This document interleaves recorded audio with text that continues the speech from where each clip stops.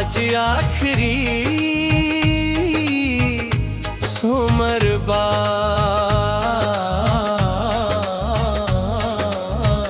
भोले के नाम बा, भक्तों के भीड़ बा, सबके मन में राम बा।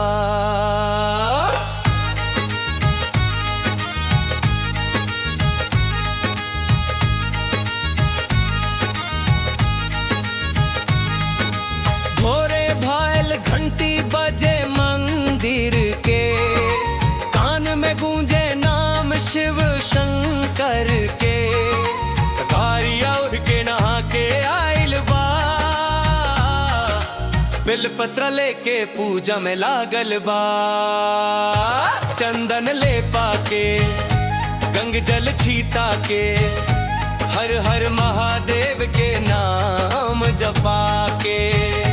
भोजन त्याग के व्रत धरल बा, आखिरी सोमर के विश्वास संभल बा। बम बम भोले नाथ आखिरी सोमर दर्शन के राजा, शिव शंकर कैलाश के राजा, आज के दिन झूले तू साजा।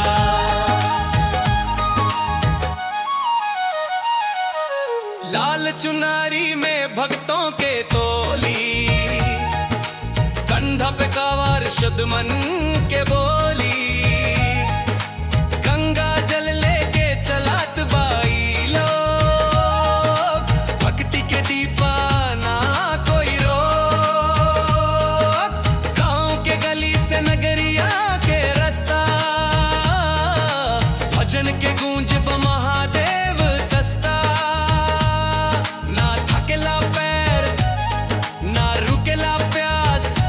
शिव के नाम में सब भक्तों के विश्वास। हे शिव बाबा दर्द सब दूर करा, भक्तों के मन के बात पूरी करा, माई के लाल बचपन के रक्षा करा, करिया बादल जैसन तू छाया करा, आखिरी सोमर वरदान तू दे, हर मनुष्य के जीवन में रोशनी भर दे, कैलाश के दर्शन सपने में करा, आपन भक्तों के सीने से लगा। बम बम भोले त्रिशूलधारी, सोमर के राजा भक्तों के प्यारी, आखिरी दिन बा सुख ले आई, भोले के दर्शन सब पे छाई, शिवलिंग पे धरल बा गंगा जल, बेलपटरा धतुरा ले आरती बल, हाथ जोड़ के पूछे एक बार, बाबा सुखी रहे सबके घर, मंदिर के घंटी गूंजता जाए, भक्तों के मन में शांति छाए,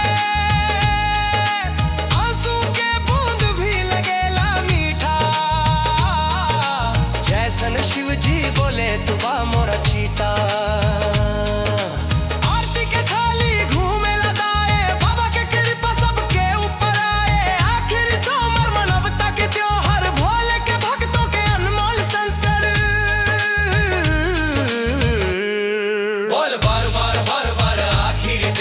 शिव के पूजा जन जग मनवा, हर हर महादेव घूमे संसर, जीवन में ले आवा सुख अपर, भक्ति के सफर आज पुरावा हिलवा,